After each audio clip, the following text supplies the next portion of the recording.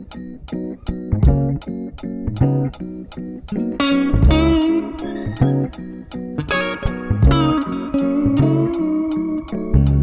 Virgo, and welcome. Welcome to your August 2024 horoscope.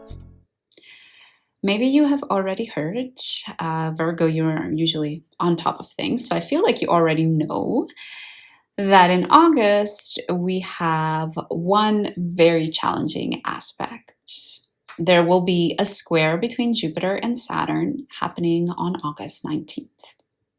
This is actually such a big transit that I'm going to start off the horoscope talking about this square. A square between Jupiter and Saturn shows this sort of tension, this battle, this arm wrestle between hope and optimism and hitting a wall and hard work. For you, Virgo, this is around your relationships and your career. This square between Jupiter and Saturn is happening in your 7th and 10th house. So 7th house, the house of relationship, and 10th house, the house of career. And actually, because this square is happening in the angular houses for you, you are one of the 4 zodiac signs that might actually experience this quite strongly and quite intensely.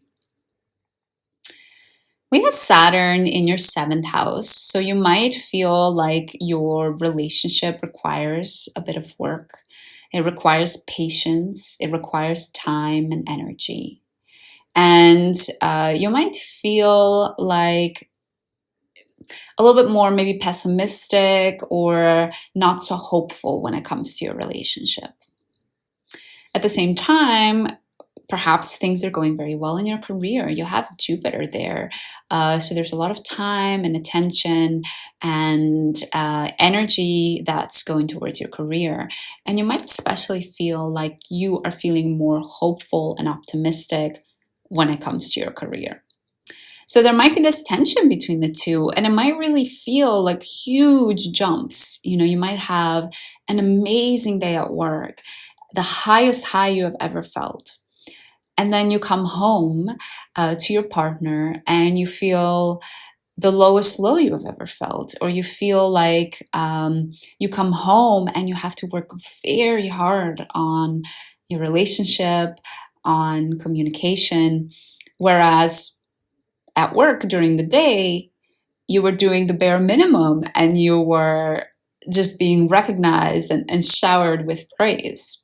So there will be that tension between the two, and that difference might feel like a gigantic difference. So even though this square is happening on August 19th, the whole week before is actually quite important. I would say this square with Jupiter and Saturn is sort of kicked off on the 14th of August. This is because Mars will conjunct Jupiter and a day later square Saturn. And I do see Mars contacting these 2 planets as the spark that gets the fire going. Mars conjuncting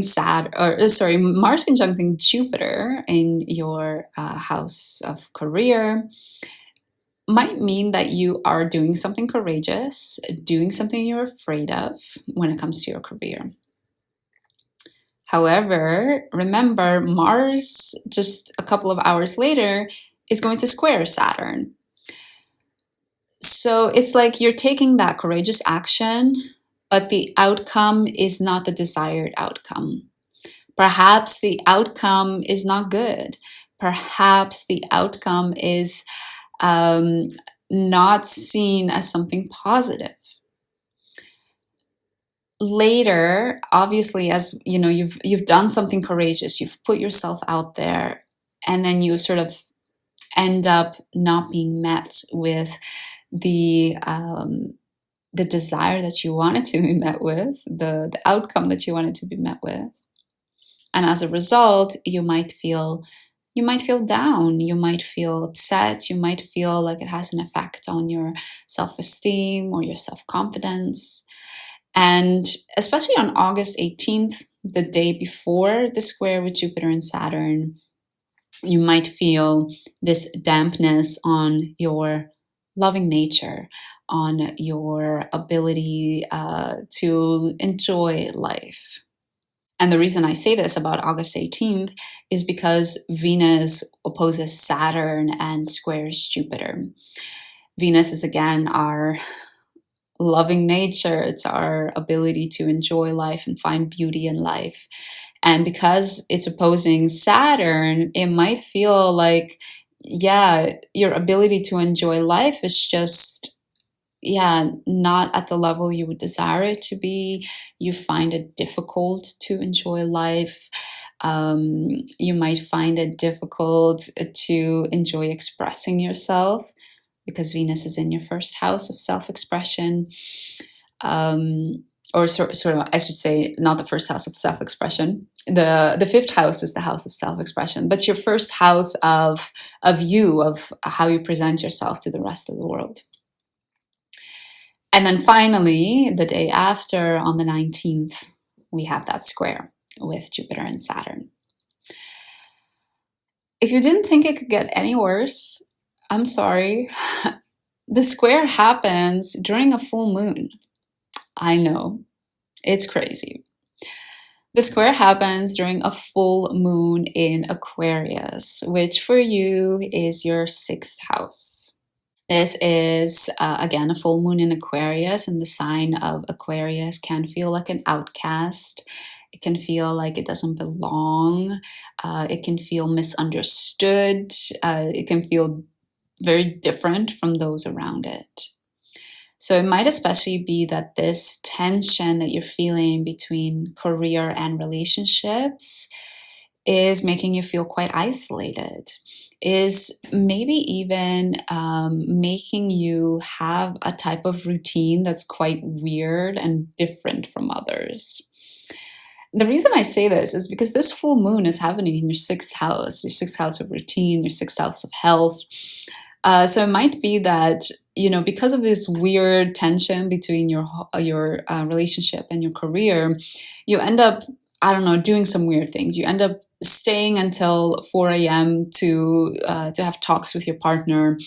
And as a result, your sleep gets affected, or there's some sort of impact in terms of your routine that makes you feel different from everybody else. If everybody else has breakfast in the morning, all of a sudden your routine is turned upside down, and you skip breakfast or something like that.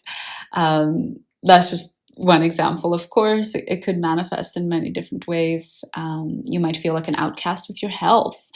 You might feel like everybody around you is quite sick, but you feel like, oh, I have quite good energy, and I have a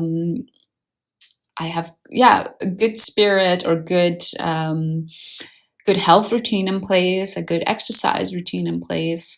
So in that sense, you also might feel like an outcast as well. All of the zodiac signs will feel like an outcast in one way or another during this full moon. So please keep that in mind. Please don't be afraid to open up and share your struggles with those you can trust. You might find that they share their struggles with you as well. And you might realize that, wait a second, they're also dealing with the Jupiter-Saturn square in their own way.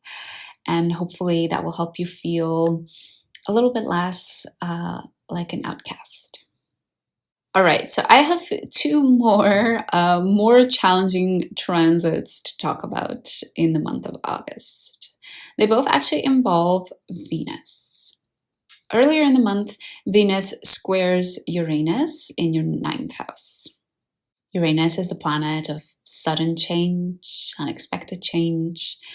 So there might be some changes in your education, in your travel, maybe even changes with your values and your beliefs that have an impact on your self-esteem in some way, that perhaps make it more difficult for you to express yourself And then later in the month, actually at the end of the month, Venus will also oppose Neptune. So you might be closing off the month by getting rid of any dreams and ideals you had of what makes a good relationship, and realizing that perhaps those ideals are not so true for you anymore, and they are ideals that you don't want to subscribe to anymore. You realize that having a meaningful and equal partnership is actually about something else than what you thought it was about. But I want to close off this horoscope with one positive aspect. Let's finish off on a positive note. We have a new moon on August 4th, which is actually fairly calm, fairly easygoing compared to the rest of the month. On August 4th, we have a new moon in Leo, which for you, Virgo, is happening in your 12th house. So the sun and the moon are in your 12th house. And keep in mind that during this new moon, you also have Mars and Jupiter in your 11th house. And they are in the sign of Gemini, which can quite easily overextend itself. So even though the new moon might feel more of a good energy, you might find that you are very busy with your work, that you're spending a lot of time and attention there. And as a result, you might find that you have to spend a lot of alone time just to work, a lot of alone time to finish up your tasks at work. And that it still might be enjoyable, but it might put you in some more isolating situations. And perhaps Virgo, some of that calmness, some of that alone time before the storm could be very nice. So I would say if you want to, do enjoy it, because later in the month, I think for you, Virgo, it's a lot more active. There's a lot more focus on career and relationships, which are both very people-oriented activities, houses. So do enjoy the alone time you get at the beginning of the month. I hope this horoscope helps you, gives you some guidance during the month of August, Virgo. Thank you so much for joining me. And don't forget, the reason all of these planets are bringing up challenging situations for us is not so they can point a finger and laugh at us, but it is so that we can hopefully learn and all become better humans. So among all of the chaos, I hope that you can find some moments where you can sit in quiet and reflect on what is happening, and perhaps if you are learning anything in the process. Thanks for joining me again, Virgo. Make sure you subscribe. I am doing a giveaway when we reach 1,000 subscribers, and one of you will win a free reading. I hope you enjoy the month of August, if that's even possible, and I hope to see you again soon.